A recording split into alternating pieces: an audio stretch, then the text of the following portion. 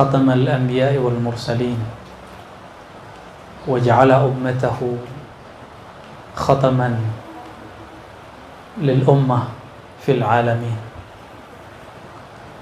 Asyhadu an la ilaha illallah, asyhadu anna Muhammadan abduhu wa rasuluh. Allahumma salli wa sallim wa barik ala sayyidina Muhammad wa ala alihi wa ashabihi wa li baitihi wa dhurriyyatihi ajma'in. Amma ba'du. Assalatu wassalamu alayka ya sayyidana ya Rasulullah. Sahibul bait, ayah bunda yang dimuliakan Allah, dan saudara-saudariku, ikhwan akhwatku para santri, dan juga beliau nih. Maaf nih kita duduk di atas nih, Bapak ya. Ya. Bapak ya, alhamdulillah. Ada ayat yang favorit saya ulang-ulang selama Maulid. Ayatnya sudah sering kita baca, terutama salat subuh. Surah Al-Insyirah. Alam nashrah laka sadrak. Bukankah kami nashrah, melapangkan, melebarkan, meluaskan, laka, bagi engkau, hai kekasihku Muhammad, sadrak, dadamu. Mau lapang dada? Harus ada Nur Muhammad dihidupkan di sini. Baru alam nashrah laka sadrak. Ini sunnatullah. Orang-orang yang tidak ada nur ini di kolbunya, dadanya akan sesak, pikirannya akan panik. Di dalam surat Az-Zumar ayat berapa itu? 22 ya. Afaman syarahallahu sadrahu lil Islam fahuwa ala nurin min rabbih. Benar yang hafiz ya kan? Tahfiz kan? Ya. Itu ayat favorit dulu semasa masih mahasiswa.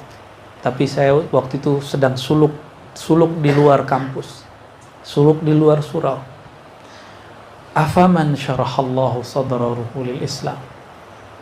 Apakah orang yang Allah telah lapangkan dadanya untuk Islam? Fahuwa ala nurin min rabbih. Bukankah mereka benar-benar berada di atas jalan yang dipenuhi nur dari Allah SWT. Nurin min rabbih. Nur apakah itu? Para imam kita, masyayikh kita mengartikan itulah nur Sayyidina Muhammad sallallahu alaihi wasallam.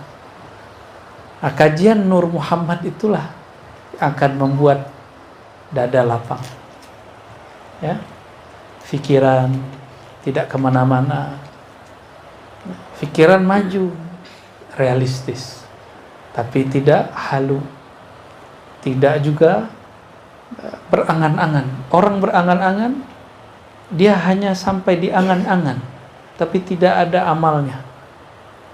Apa perbedaan orang berangan-angan dengan bercita-cita? Orang berangan hanya mengatakan, seandainya aku begini, aku akan begitu. Seandainya waktuku luang, aku akan tahajud. Seandainya waktuku lapang, aku akan tahfiz. Seandainya. Akhirnya makomnya, makom lau-lau. Lau bahasa Arab artinya jikalau, seandainya. Dan ternyata baginda Rasulullah SAW selalu mengatakan, la taqulu lau. Jangan pernah kamu berandai-andai. Fa innahu minasyaitan. Karena itu dari syaitan. Nah, Imam Ibnu Athaillah uraikan hadis ini. Beliau kemudian mengatakan, beda angan-angan halu dengan yang bukan, qaranahu amalun, diiringi, dibersamai dengan adanya amal praktis. Jadi kita mulai beramal. Amal itu dibagi.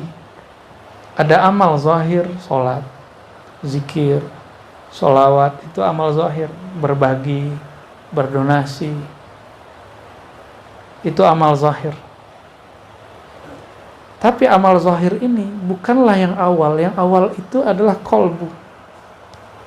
Karena itulah yang dipandang oleh Allah. Yang lain cuma diawasi, tapi yang dipandang Allah hanyalah qalbu. Karena Allah hanya memandang qalbu.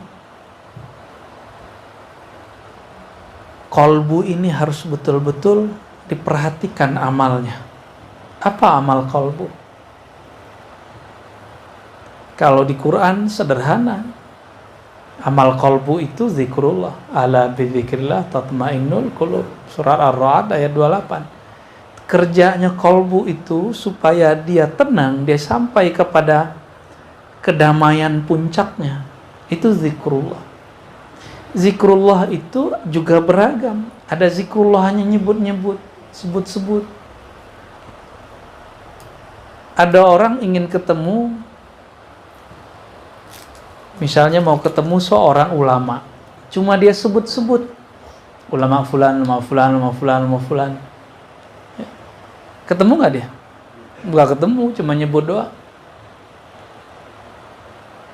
Tapi itu sudah bagus, sudah cinta. Itu baru makom pertama, makom menyebut. Karena menyebut dengan lidah. Sedangkan berzikir itu tidak hanya dengan lidah.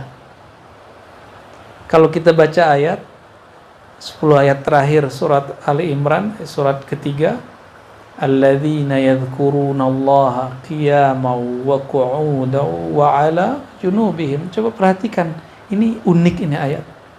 Orang-orang yang berzikir di saat mereka qiyam, berdiri, qu'ud, duduk, wa 'ala junubihim, dan di saat berbaring, saat tidur. Kalau tidur bisa zikir? Gimana? Bisa zikir nggak kalau lagi tidur? Ada bunyinya. Itu zikir apa dengkur? Kenapa Allah sebut ini? Allah ingin mengasih tahu kepada orang-orang yang selama ini mengandalkan kecerdasan akal dan lisannya, bahwa ada zikir yang bukan dengan lisanmu, bukan dengan akalmu, bukan dengan kecerdasan intelektualmu, tapi ada zikir di saat tubuhmu tidur, dia bangun. Itulah zikir ruh, zikir qalb. Zikirnya ruh, zikirnya qalbu.